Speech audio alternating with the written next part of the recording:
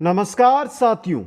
पशु परिचर भर्ती के लिए हम देख रहे थे राजस्थान का भूगोल और आज हमारी क्लास नंबर रहेगी क्लास नंबर 9, जिसमें आज हम शुरू करेंगे राजस्थान की नदियां। दोस्तों देखिए, नदियां टॉपिक ये मान के चलिए कि राजस्थान की जो जियोग्राफी है, राजस्थान का जो भूगोल है, उसका सबसे बड़ा टॉपिक माना जाता है और सर्वाधिक क्वेश्चन कोई सा भी एग्जाम अगर आप दोगे तो उसके अंदर इससे बनकर आते हैं दोस्तों। तो इसको लगभग 4 या 5 पार्ट 2 के अंदर कंप्लीट है, वो देखेंगे हम। एक एक टॉपिक, एक एक नदी के बारे में विस्तृत चर्चा है वो यहां पर करेंगे दोस्तों। आज की क्लास यानी पार्ट 1 के अंदर जो हम देखने वाले हैं वो देखने वाले हैं बंगाल की खाड़ी में गिरने वाली नदियां, जो बंगाल की खाड़ी में अपना पानी लेकर डालती है वो नदियां दोस्तों। उनके बारे में संपूर्ण चर्चा इस क्लास के अंदर रहने वाली है, इसलिए जो भी साथी हमारे साथ जुड़ रहे हैं एक बार वीडियो को लाइक, शेयर और चैनल को सब्सक्राइब करें। महत्वपूर्ण बात ये रहेगी दोस्तों आपके लिए कि आपको चाहिए ये नोट्स, और नोट्स अगर आपको प्राप्त करने हैं तो कुचामन ऑनलाइन क्लासेज ऐप है, उसके स्टोर में उपलब्ध है पशु परिचर भर्ती के। दूसरी बात, अगर आप ये चाहते हैं कि सर हम तो नोट्स बनाना चाहते हैं, तो साथ में स्क्रीनशॉट लीजिए और बाद में आराम से अपने नोट्स है वो तैयार कर लीजिए दोस्तों। क्लास को शुरू करते हैं। कोई भी जानकारी, कोई भी डाउट या किसी भी प्रकार की भर्ती को लेकर कोई जानकारी आपको लेनी है तो नीचे इंस्टाग्राम आईडी दी गई है, डिस्क्रिप्शन में आपको लिंक भी मिल जाएगा। परवाह के आधार पर राजस्थान की अफवाह प्रणाली को 3 भागों में विभाजित किया जा सकता है। कौन कौन सी? एक, बंगाल की खाड़ी की ओर जल ले जाने वाली नदियां, दूसरा अरब सागर की ओर जल ले जाने वाली नदियां, और तीसरा है आंतरिक जल प्रवाह की नदियां, जो अपना पानी राजस्थान की सीमा में ही रोक लेती है, राजस्थान से बाहर अपना पानी नहीं निकालती है। समझ गए? बंगाल की खाड़ी की ओर जल ले जाने वाली नदियां 24%, अरब सागर की ओर जल ले जाने वाली नदियां 16% और आंतरिक जल प्रवाह की नदियां 60% दोस्तों। आज जो हम अध्ययन करने वाले हैं यहां पर वो करने वाले हैं बंगाल की खाड़ी की ओर जल ले जाने वाली नदियों की। तो चलिए दोस्तों, बंगाल की खाड़ी की तरफ जल ले जाने वाली नदियां, इसके अंतर्गत चंबल है, बनास है, बाणगंगा है, गंभीर है, और इनकी जो सहायक नदियां हैं वो सम्मिलित है दोस्तों। चंबल की सहायक, बनास की सहायक, बाणगंगा की सहायक, गंभीर की सहायक, और ये नदियां इनकी सहायक और ये नदियां हैं जो बंगाल की खाड़ी में अपना पानी लेकर डालती है दोस्तों। सबसे पहले हम शुरू करते हैं क्लास को चंबल नदी से। सबसे इंपॉर्टेंट नदी, सबसे महत्वपूर्ण नदी, जिससे सर्वाधिक क्वेश्चन आज तक एग्जाम में अफवाह तंत्र से जो क्वेश्चन बनते हैं वो पूछे गए हैं दोस्तों। उपनाम कामधेनु, चम्रवती, चमरणवती, नित्यवाई और मालव गंगा, ये चंबल के उपनाम है। उद्गम कहां से होता है? जानापाव की पहाड़ियां, महू के निकट मध्य प्रदेश में विंध्याचल पर्वत श्रेणियों से। जानापाव की पहाड़ियां हैं विंध्याचल पर्वत श्रेणी में, वहां से यह नदी निकलती है। इसके बाद इसका राजस्थान में जो प्रवेश होता है वो होता है चौरासीगढ़, मध्य प्रदेश के पास से चित्तौड़गढ़ की रावत भाटा तहसील से प्रवेश करती है। ये चौरासीगढ़ तो मध्य प्रदेश का है, लेकिन राजस्थान के अंदर जो चित्तौड़गढ़ जिला है उसमें रावत भाटा तहसील में यह प्रवेश करती है। चौरासीगढ़ नामक स्थान चित्तौड़गढ़ में नहीं है, एमपी के मंदसौर जिले की बानपुरा तहसील में जो चौरासीगढ़ है यह स्थित है दोस्तों। तो जैसे ही आपके पास न्यू स्क्रीन, न्यू नोट्स आते हैं, उनका स्क्रीनशॉट सबसे पहले ले ले, आप ले लीजिए स्क्रीनशॉट, फिर आगे चलते हैं। अब देखिए, परवा क्षेत्र की मैं बात करता हूं, चंबल कहां कहां पर बहती है। तो राजस्थान के 6 जिलों में इसका परवा है, जिनमें चित्तौड़गढ़, कोटा, बूंदी, सवाई माधोपुर, करौली और धौलपुर जिलों में यह नदी है जो बहती है दोस्तों। राज्य चंबल मध्य प्रदेश, राजस्थान और उत्तर प्रदेश, 3 राज्यों के अंदर बहती है। चंबल का जो समापन है वो मुरादगंज जिला औरैया, उत्तर प्रदेश यूपी के अंदर नामक स्थान के पास यमुना में मिल जाती है। मुरादगंज के अंदर चंबल जाकर यमुना नदी के अंदर मिल जाती है।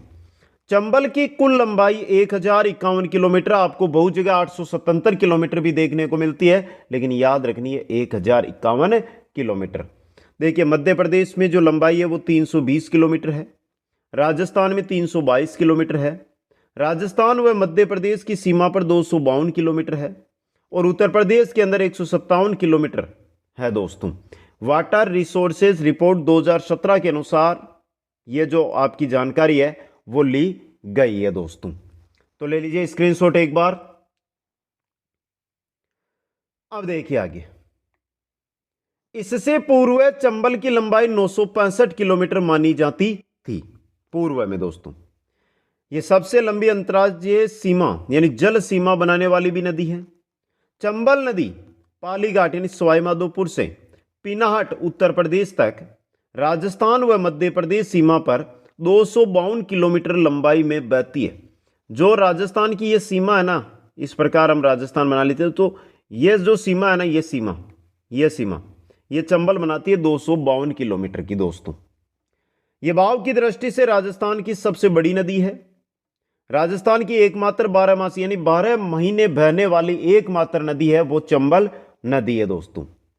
चंबल के राजस्थान में प्रवेश के बाद इसमें सबसे पहले गुंजाली नदी मिलती है। ये क्वेश्चन भी आ सकता है कि जैसे ही चंबल राजस्थान में प्रवेश करती है तो उसमें सबसे पहले मिलने वाली नदी कौन सी है? गुंजाली नदी। कौन सी है? गुंजाली नदी है दोस्तों। ले लीजिए स्क्रीनशॉट। आगे देखिए दोस्तों, आगे है चुलिया जलप्रपात, 18 मीटर ऊंचा है ये। भैंसरोडगढ़ से 5 किलोमीटर आगे चित्तौड़गढ़ जिले में स्थित यह जलप्रपात राजस्थान का सबसे ऊंचा जलप्रपात है। पहली बात, चुलिया जलप्रपात चंबल नदी पर है, चित्तौड़गढ़ जिले के अंदर स्थित है, 18 मीटर ऊंचा है। भैंसरोडगढ़ से कोटा तक यह नदी एक संकीर्ण घाटी गार्ज से बहती है दोस्तों। बूंदी के केशवराय पाटन में इसका पाट अधिकतम व गहराई भी अधिक होती है। एकमात्र नदी जो दक्षिण से उत्तर की ओर बहती है। कोटा के बाद इसकी दिशा उत्तर पूर्व हो जाती है। पहले तो ये इस प्रकार चलती है, फिर इस प्रकार हो जाती है कोटा के बाद।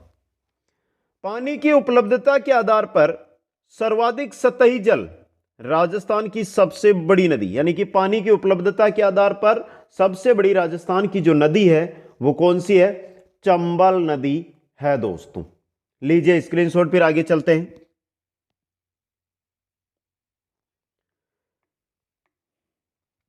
ये राजस्थान में सर्वाधिक अवनालिका अपर्दन यानी जल अपर्दन करने वाली नदी है। चंबल नदी कोटा में सर्वाधिक अपर्दन का कार्य है वो करती है। किस जिले में? कोटा में। और राजस्थान में सर्वाधिक अपर्दन कौन सी नदी करती है? चंबल नदी। यह नदी सर्वाधिक बीड़ भूमि का विस्तार करती है। चंबल बेसिन में उत्खात स्थलाकृतियां पाई जाती है, जो क्वेश्चन बहुत आता है दोस्तों। चंबल किनारे बसे शहरों में राउतबाटा है, कोटा है और केशवराय पाटन, ये मुख्य शहर है जो चंबल नदी के किनारे स्थित है दोस्तों। चंबल किनारे दुर्ग देखिए, भैंसरोडगढ़ दुर्ग है, कोटा दुर्ग है, शेरगढ़ किला जौलपुर वाला है ना, ये मुख्य जो किले हैं वो चंबल नदी के किनारे स्थित है। यह विश्व की एकमात्र नदी है जिस पर 100 किलोमीटर के दायरे में 3 बांध बनाए गए हैं और तीनों पर ही जल विद्युत का उत्पादन होता है। अब ये कौन कौन से बांध है? 4 बांध इस पर कुल है, उनमें से 3 से जल विद्युत है उसका उत्पादन किया जाता है और एक है वो सिंचाई के काम में लिया जाता है। उनके बारे में हम आगे अध्ययन करेंगे दोस्तों। चंबल नदी में एक गांगेसूस नामक स्तनपायी जीव है वो पाया जाता है। गांगेसू नामक जीव किस नदी में पाया जाता है? चंबल नदी के अंदर पाया जाता है दोस्तों। आगे चलिए दोस्तों, घड़ियालू की अधिकता के कारण चंबल नदी घड़ियालू की शरण स्थली कहलाती है। घड़ियालू की अधिकता के कारण चंबल नदी घड़ियालू की शरण स्थली कहलाती है। चंबल रिवर फ्रंट, कोटा में चंबल नदी के किनारे कोटा बैराज से नयापुरा उच्च स्तरीय पुल के बीच रिवर फ्रंट विकसित किया जा रहा है, जिसका उद्घाटन भी कर दिया गया। समझ गए? हैंगिंग ब्रिज, देश का चौथा व राज्य का पहला हैंगिंग ब्रिज कोटा के अंदर चंबल नदी पर बनाया गया है दोस्तों। समझ गए? तो लीजिए स्क्रीनशॉट, फिर आगे देखेंगे हम।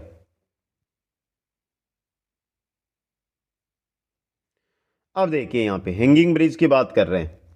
कोटा में चंबल नदी पर 6 लेन का वह 1.4 किलोमीटर लंबा है, जिसका उद्घाटन 29 अगस्त 2017 को प्रधानमंत्री नरेंद्र मोदी द्वारा उदयपुर से किया गया था। इस ब्रिज से राष्ट्रीय राजमार्ग नंबर 76, नया राष्ट्रीय राजमार्ग 27 हो गया, वो गुजरता है। यह hanging bridge east west corridor का भाग है। जो भारत के 7 राज्यों से गुजरता है दोस्तों, जो पोरबंदर गुजरात से सिलचर असम तक फैला हुआ। कौन सा राष्ट्रीय राजमार्ग? 27 दोस्तों। आ गया समझ में? अब जो मैं यहां पे 4 बांध जो चंबल नदी पर बने हुए हैं उनके बारे में चर्चा करता हूं। चलिए दोस्तों, चंबल पर निर्मित बांध, 4 बांध बने हुए हैं। चंबल परियोजना की शुरुआत 1953-54 में हुई। इस परियोजना में राजस्थान व मध्य प्रदेश का जो हिस्सा है वो 50-50% है दोस्तों। पहला बांध गांधी सागर बांध दोस्तों 1959 में बना। रामपुरा व बानपुरा पठारों के मध्य मंदसौर मध्य प्रदेश में यह है। यह चंबल पर निर्मित सबसे बड़ा बांध है तथा चंबल पर निर्मित प्रथम बांध भी है। सबसे बड़ा भी है, सबसे पहला बांध भी गांधी सागर बांध है दोस्तों। गांधी सागर बांध है, ये 115 मेगावाट विद्युत का उत्पादन होता है यहां से।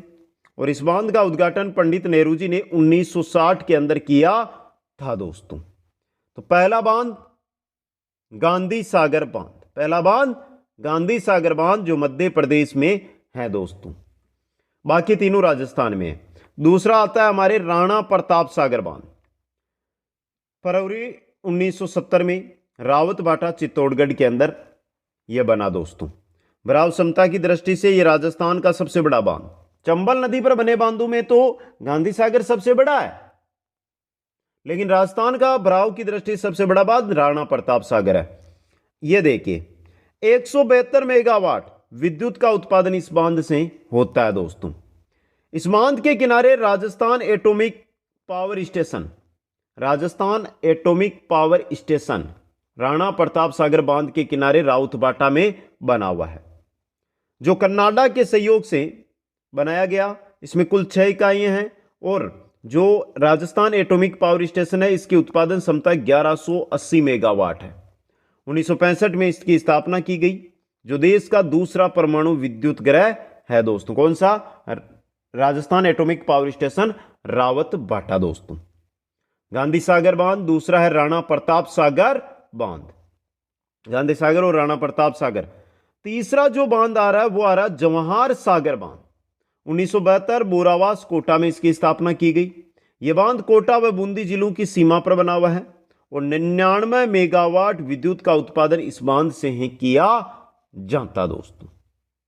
गांधी सागर, राणा प्रताप सागर और जवाहर सागर, ये 3 है। तीनों से विद्युत के उत्पादन हो रहा है। एक मध्य प्रदेश में है, 2 राजस्थान में है। जो चौथा चंबल नदी पर बांध बना हुआ है वो है कोटा बैराज बांध या कोटा सिंचाई बांध के नाम से भी जिसको जाना जाता है। स्थापना 1960 में कोटा शहर के समीप स्थित है। इस बांध का उद्घाटन नेहरू जी द्वारा किया गया था। इससे केवल सिंचाई होती है। यह बांध जवाहर सागर से 16 किलोमीटर आगे स्थित है। जवाहर सागर जो बांध है उससे 16 किलोमीटर आगे यह बांध स्थित है दोस्तों। इस बांध से सिंचाई हेतु 2 नहरें निकाली गई है। अब देखिए यहां से इतनी जानकारी आपको मिल गई है, कहां पर है वो जानकारी आपको मिल गई है। अब जो चीज है ना वो नीचे आएगी। सिंचाई बांध है, सिंचाई के लिए इससे 2 नहरें निकाली गई है। देखिए अब 2 नहरें कौन कौन सी है। बाही नहर व दाही नहर कोटा व बूंदी में सिंचाई 178 किलोमीटर करती है। यानी कि बाही नहर है उसकी लंबाई 178 किलोमीटर है। कोटा और बूंदी में सिंचाई का कार्य ये करती है। दाही नहर कोटा, बारां और मध्य प्रदेश में सिंचाई करती है। कौन सी? दाही नहर दोस्तों। और यह राजस्थान में 124 किलोमीटर तथा कुल लंबाई 248 किलोमीटर है। इस दाही नहर पर कुल 8 लिफ्ट नहरें हैं, जो आगे मैं बता दूंगा कौन कौन सी है। तो 8 लिफ्ट नहरें, जैसे कि अगर मैं बात करूं ये हमारी चंबल नदी है, ये यहां पर बांध बनाकर इसका पानी रोक लिया गया। फिर ये इससे एक नहर जो दाई नहर है वो निकाल दी गई।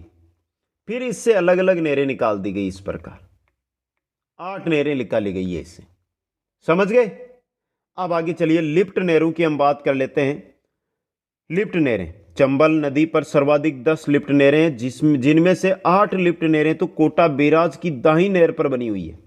6 लिफ्ट नहरें बारां में है, 2 लिफ्ट नहरें कोटा में है, 1 लिफ्ट नहर करौली में है और 1 लिफ्ट नहर सवाई माधोपुर जिले के अंदर स्थित है दोस्तों। तो ये देखिए, ये आपकी जानकारी के लिए बता रहा हूं। ये तो सिर्फ और सिर्फ 8 तो इस पर है, बाकी ये 2 है ना, ये आपकी बाही जो नहर है उस पर बनी हुई है दोस्तों। ये तो बेसिक जानकारी हो गई। अब देखिए जो चंबल नदी है ये तो आपकी इस प्रकार बहती है, लेकिन इसमें सहायक नदियां भी तो आकर गिरती है ना चारों ओर से, इसमें नदियां अपना पानी तो घेरती है ना। तो अब देखिए चंबल की सहायक नदियां व उनके मिलने का स्थान दोस्तों। चलिए दोस्तों, सबसे पहले आती है छोटी काली सील। मकेरिया गांव झालावाड़ व मध्य प्रदेश की सीमा पर चंबल नदी में छोटी काली सिंध नदी मिलती है। अब काली सिंध है ये नोनेरा कोटा में आकर मिलती है। सिप नदी रामेश्वर सवाईमाधोपुर में एमपी की तरफ से आकर मिलती है। मेज सिनपुर बूंदी में चंबल नदी में मिलती है। गुंजाली अरनिया चित्तौड़गढ़ में, यानी गुंजाली नदी वह नदी जो राजस्थान में सबसे पहले चंबल में आकर गिरती है। जैसे ही ये राजस्थान है चंबल नदी घुसेगी तो ये आकर गुंजाली गिर जाएगी इसमें। बामनी भैंसरोडगढ़ चित्तौड़ में मिलती है। पार्वती पालीघाट सवाईमाधोपुर के पास दाहिने किनारे से मिलती है। कुराल बूंदी में जवार सागर बांध के पास आकर मिलती है। अब देखिए यहां से जो ये सहायक नदियां है ना, यहां से क्वेश्चन बन सकता है इंपॉर्टेंट आपके लिए। तो यहां से स्क्रीनशॉट लेकर यहां पे देखिए कोई चीज है उसको मैं 3 बार बोल दूं या 5 बार बोल दूं, याद आपको करना है, इसलिए आप स्क्रीनशॉट ले लो और फिर स्क्रीनशॉट के बाद इनका अच्छी तरह आप 2 से 3 या 4 बार पढ़ना, अपने आप याद हो जाएगी दोस्तों। चंबल की सहायक नदियां उनके मिलने के स्थान हम पढ़ रहे हैं। बाकी ये नहीं है कि ये सभी नदियां, इनका विस्तृत अध्ययन भी हम करेंगे।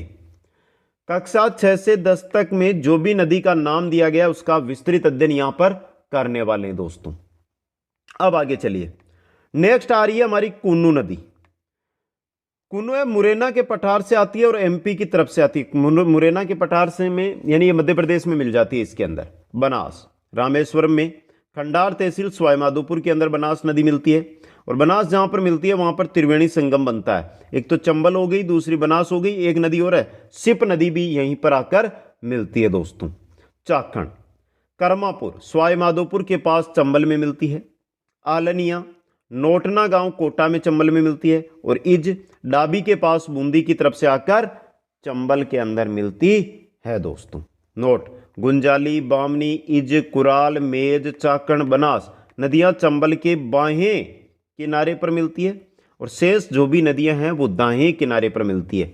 एक तो गुंजाली, एक बामनी, एक इज, एक कुराल, एक मेज, एक चाकण और एक बनास। सिर्फ यही नदियां हैं जो बाहें किनारे से आकर चंबल में पानी डालती है दोस्तों।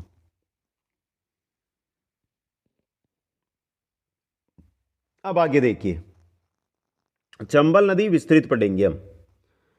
चंबल में मध्य प्रदेश में मिलने वाली नदियों में सीवान है, रेतम है और सिप्रा, ये 3 नदियां मध्य प्रदेश के अंदर चंबल में मिलती है दोस्तों। चंबल की जो सबसे बड़ी सहायक नदी है वो कौन सी है? बनास नदी है। तो ये क्वेश्चन भी आपके लिए इंपॉर्टेंट है दोस्तों। अब एक एक नदी के बारे में हम बात करते हैं। तो सबसे पहले नदी आती है हमारी गुंजाली नदी। जो भी राजस्थान की नदियां हैं जो चंबल में पानी गिराएगी, चंबल आगे जाके यमुना में गिराएगी, यमुना आगे गंगा में और गंगा आगे बंगाल की खाड़ी में। तो ये जो नदियां सहायक नदियां, ये सभी इन नदियों का पानी बंगाल की खाड़ी में जाकर गिरता है दोस्तों। गुंजाली नदी जाट गांव सिंगोली तहसील मध्य प्रदेश से निकलकर चित्तौड़गढ़ के दौलतपुरा से प्रवेश कर अरनिया चित्तौड़गढ़ में चंबल में मिल जाती है। गुंजाली चंबल के राजस्थान में प्रवेश के बाद सबसे पहले मिलने वाली जो नदी है वो कौन सी? आपकी गुंजाली नदी ही है दोस्तों। यह हो गई आपकी गुंजाली नदी। इंपॉर्टेंट नदी, इंपॉर्टेंट फैक्ट जो भी है आपके सामने दोस्तों। एक एक नदियां थोड़ा स्पीड के साथ पढ़ेंगे क्योंकि जो क्वेश्चन होगा मैं आपको बताता चलूंगा। ये क्वेश्चन मैंने पहले भी बता दिया है और अभी स्टार बना रहा हूं इसके। नेक्स्ट 2 नंबर पे जो हमारी नदी आ रही है वो आ रही है बामनी नदी या ब्राह्मणी नदी। उद्गम हरिपुरा की पहाड़ियां बेंगू चित्तौड़गढ़ से निकलती है, मध्य प्रदेश के सिंगोली नीमच में बहती हुई पुनः चित्तौड़गढ़ में प्रवेश कर भैंसरोडगढ़ चित्तौड़ में चंबल में मिल जाती है। राजस्थान से निकलती है, मध्य प्रदेश में जाती है, वापस राजस्थान में आती है और चंबल में गिर जाती है बामनी नदी। भैंसरोडगढ़ दुर्ग बामनी व चंबल दोनों नदियों के किनारे पर स्थित है। ब्राह्मणी बनास परियोजना बामनी नदी से बिसलपुर बांध टोंक में पानी लाने के लिए 89 किलोमीटर लंबी नहर बनाई जाएगी। इसके लिए ब्राह्मणी नदी पर भैंसरोडगढ़ के पास एक बांध बनाया जाएगा और इस पानी को नहर से लिफ्ट कर बिसलपुर बांध में डाला जाएगा दोस्तों। तो यह है आपकी बामनी नदी।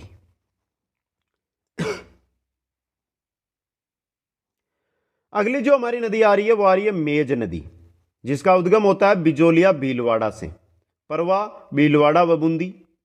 मेज नदी सीनपुर बूंदी लाखेरी के पास है ये, मेज चंबल में मिल जाती है। और मेज की जो सहायक नदी है वो कौन सी है? मांगली नदी है। मेज की भी सहायक है, देखिए मेज चंबल की सहायक है, और ये देखिए ये आपके चंबल, चंबल में ये मेज आ गई, और मेज में भी एक नदी आकर गिरती है, वो है मांगली नदी। मांगली जो नदी है उस पर भीमलत जलप्रपात बना हुआ है बूंदी के अंदर, भीमलत जलप्रपात मांगली नदी पर बना हुआ है दोस्तों। यह है आपकी मेज नदी दोस्तों। 50+3 जिलों के अनुसार ये नदियां हैं वो हम पढ़ रहे हैं यहां पे। अगली नदी मांगली नदी दोस्तों, उद्गम भीलवाड़ा से, परवा वाले जिले भीलवाड़ा और बूंदी, समापन बाइंसबेरा बूंदी में मेज नदी में मिल जाती है। यह नदी जो मेज जा रही है, मेज के अंदर ये मिल जाएगी, और ये चंबल है, चंबल के अंदर आपकी मेज मिल जाएगी। बूंदी में इस पर भीमलत जो जलप्रपात है वो स्थित है, ये क्वेश्चन बन सकता है। और सहायक नदी गोड़ा पछाड़ नदी, ये भी आ सकता है। गोड़ा पछाड़ नदी किसकी सहायक है? आपके एग्जाम में क्वेश्चन बन सकता है। गोड़ा पछाड़ नदी मांगली की सहायक है, यानी कि इसमें आकर गोड़ा पछाड़ मिलेगी। मांगली नदी आपकी जो जाकर मिलेगी मेज में, और मेज जो मिलेगी वो चंबल में मिलेगी दोस्तों। अगली नदी काली सिंध नदी दोस्तों, उद्गम बागली गांव की पहाड़ियां, देवास जिला मध्य प्रदेश से, राजस्थान में प्रवेश बिंदा गांव रायपुर झालावाड़ से, समापन नोनेरा कोटा के पास चंबल में।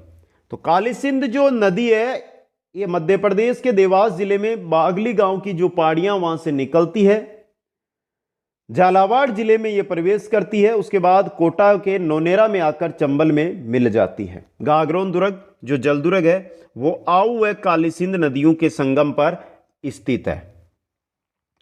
यह नदी राजस्थान में प्रवेश के समय कुछ दूरी तक झालावाड़ व कोटा सीमा व आगे चलकर कोटा व बारा जिला की सीमा बनाती है। कोटा व झालावाड़ और कोटा व बारा दोनों अलग अलग टाइप की सीमा का निर्माण काली सिंध नदी करती है दोस्तों। परवा वाले जिलों की बात करें तो झालावाड़, कोटा, बारा, पुनः कोटा के अंदर यह नदी है जो बहती है दोस्तों। कुल लंबाई काली सिंध की 278 किलोमीटर है, और राजस्थान में इसकी जो जल लंबाई है वो 145 किलोमीटर है दोस्तों। कितनी है? 145 किलोमीटर राजस्थान में इसकी लंबाई है। यह है काली सिंध नदी दोस्तों।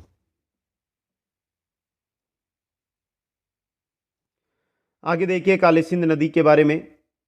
काली सिंध बांध बना हुआ है जेतपुर झालावाड़ में, अब इसका नाम बदलकर हरीश चंद्र सागर बांध कर दिया गया है।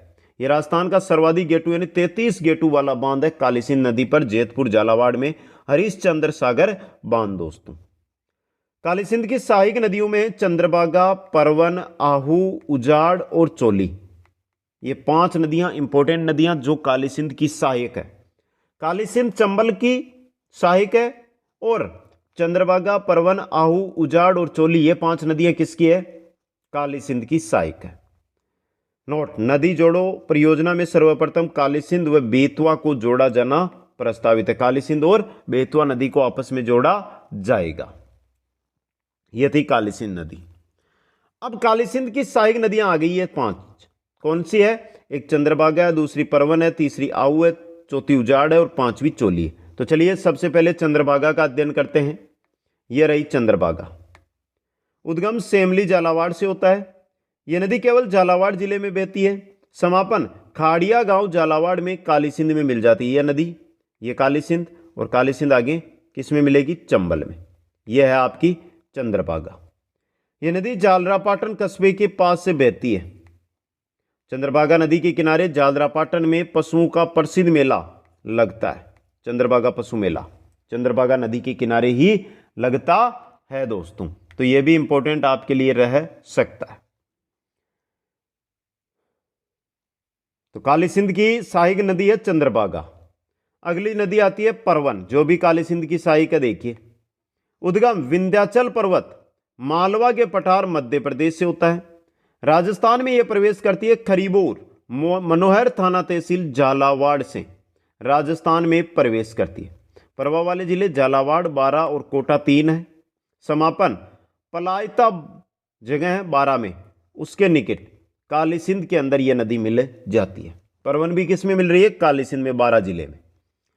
अब देखिए जो मनोहर थाना दुर्ग है ना झालावाड़ में, वो परवन व कालीखाड़ 2 नदियों है ना। परवन की सहायक नदी है कालीखाड़, नदी के संगम के पास स्थित है दोस्तों। परवन की सहायक नदी है कालीखाड़, वहां पर स्थित है आपका मनोहर थाना दुर्ग दोस्तों। यह परवन के बाद ये काली सिंध, और काली सिंध के बाद यह है आपकी चंबल। तो ये इस प्रकार नदियां मिल रही है दोस्तों। अब देखिए जो आपकी परवन है, इसी में एक नदी कालीखाड़ आकर मिल गई। कौन सी है ये? कालीखाड़ नदी है दोस्तों।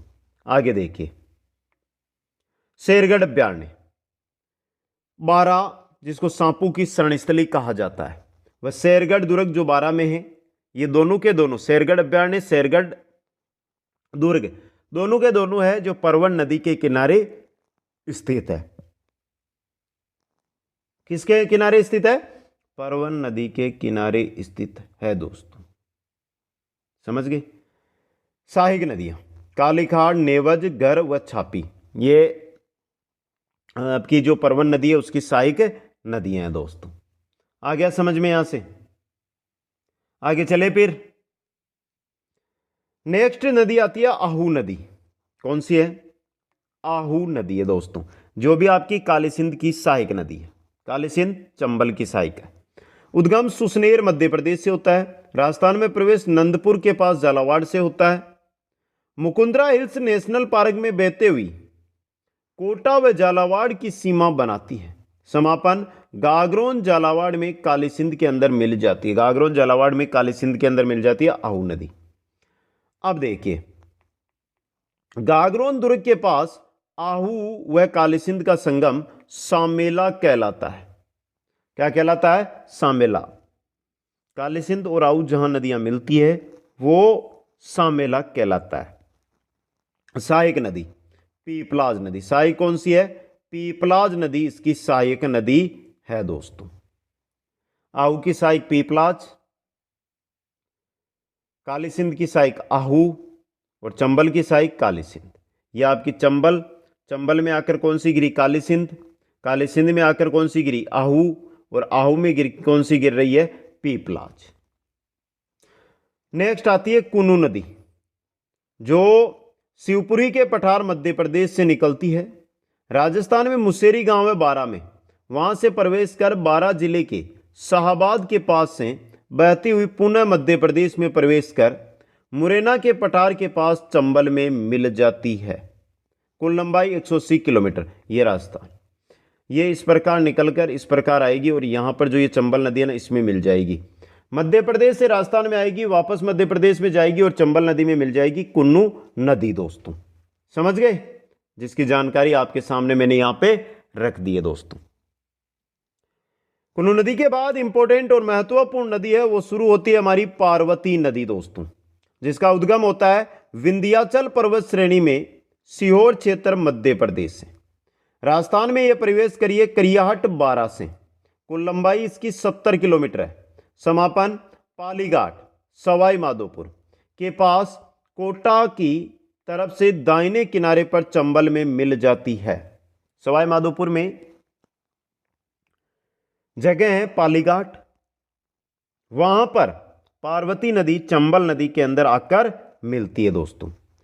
राजस्थान में प्रवेश करते समय पार्वती नदी 12 व मध्य प्रदेश की सीमा तथा चंबल में मिलने से पहले कोटा व मध्य प्रदेश की सीमा बनाती है दोस्तों। समझ गए? इंपॉर्टेंट फैक्ट है ये। पार्वती नदी के बारे में अध्ययन कर रहे हैं तो थोड़ा सा आगे लेते हैं हम। अब देखिए पार्वती नदी किशनगंज 12 शहर इसी के किनारे स्थित है और पार्वती की सहायक नदियों में अंधेरी है, रेतरी है, बेंतली है और बिलास है। ये पार्वती की सहायक नदियों में मानी जाती है दोस्तों। किसकी? पार्वती की सहायक नदियों में इनकी गिनती होती है या सहायक नदियां ये है दोस्तों। तो ये एक एक जानकारी, एक एक चीज आपके लिए इंपॉर्टेंट रहेगी। आप बस ध्यान से पढ़ते हुए आगे बढ़िए दोस्तों। कोई भी नदी हमें छूटनी नहीं चाहिए, एक एक नदी है उसको ध्यान से और अंत तक हमें पढ़ना है। हर एक नदी आपके लिए इंपॉर्टेंट रहेगी, एक एक जानकारी आपके लिए इंपॉर्टेंट रहेगी, इसलिए हर एक क्लास आपको अटेंड करनी है दोस्तों। समझ गए? एक बार आप कमेंट करके बता दो कि आज की क्लास आपको कैसी लगी, आज की क्लास आपको कैसी लगी। क्योंकि मित्रों आगे जो बनास नदी है उसमें लगभग 10 मिनट का समय लगेगा हमें, तो क्लास बहुत लंबी हो जाएगी और हमारा जो मिशन रहता है वो 30 मिनट के आसपास क्लास का रहता है, लगभग वो मिनट हो चुके हैं। तो कमेंट करके बता दो क्या पसंद आई आज की क्लास। तो इसी प्रकार नए जिलों के अकॉर्डिंग प्रतिदिन ये क्लासें आपके सामने मैं लेकर आता रहूंगा, जिसमें राजस्थान का जीके कंप्लीट रहेगा, मैथ रहेगी, साइंस रहेगी, सामाजिक अध्ययन रहेगी और पशुपालन के जो है वो क्लासें रहेगी। नीचे यहाँ पर इंस्टाग्राम आईडी दी गई है, जो भी प्यारे मित्र यहाँ तक आए हैं हमारे साथ इंस्टाग्राम पर जरूर जुड़ें, लिंक डिस्क्रिप्शन में दी गई है। वीडियो को लाइक शेयर, चैनल को सब्सक्राइब करें। आप सभी साथियों को बहुत बहुत धन्यवाद। जय हिंद, जय भारत।